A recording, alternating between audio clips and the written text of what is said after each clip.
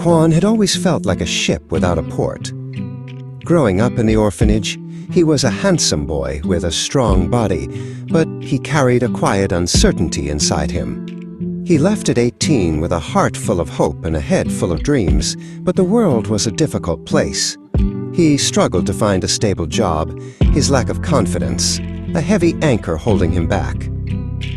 He eventually found work as a security guard at a large department store.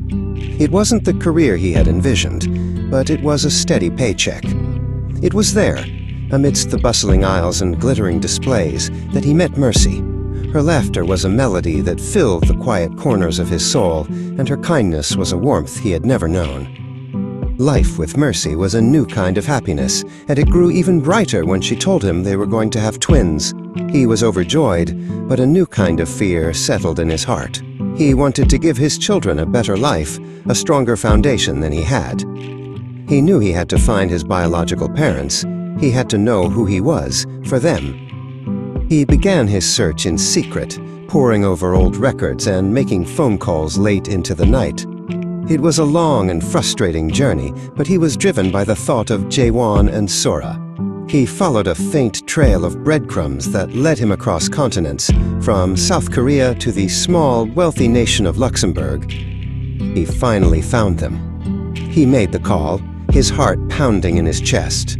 His parents, Yoon-kyung and Guillaume, were shocked and overwhelmed. They had been searching for him for years, never giving up hope. They arranged to fly to Seoul immediately. The reunion was a blur of tears and embraces. His mother, Yoon-kyung, held him tightly, her body shaking with sobs. She kept whispering, "I'm so sorry," over and over, her voice filled with a grief that had been locked away for decades. His father, Guillaume, a man of quiet strength, sat him down and told him the story.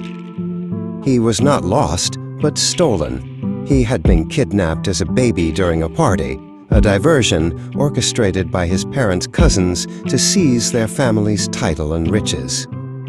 The kidnappers were found, but they never revealed where they had taken him. The story grew even more unbelievable.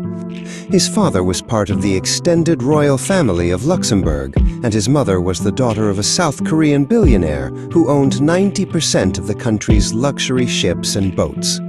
Their family had migrated to Europe during the war, but still owned most of the shipping industries in South Korea. A DNA analysis confirmed their story with a 99.9% match. They were overjoyed, a family finally reunited. They were about to celebrate their new beginning when the head of their security team burst into the room. "Sir, we have to go now," the security head said, his voice urgent. "A group of people is waiting to ambush us nearby. We have to leave Seoul immediately."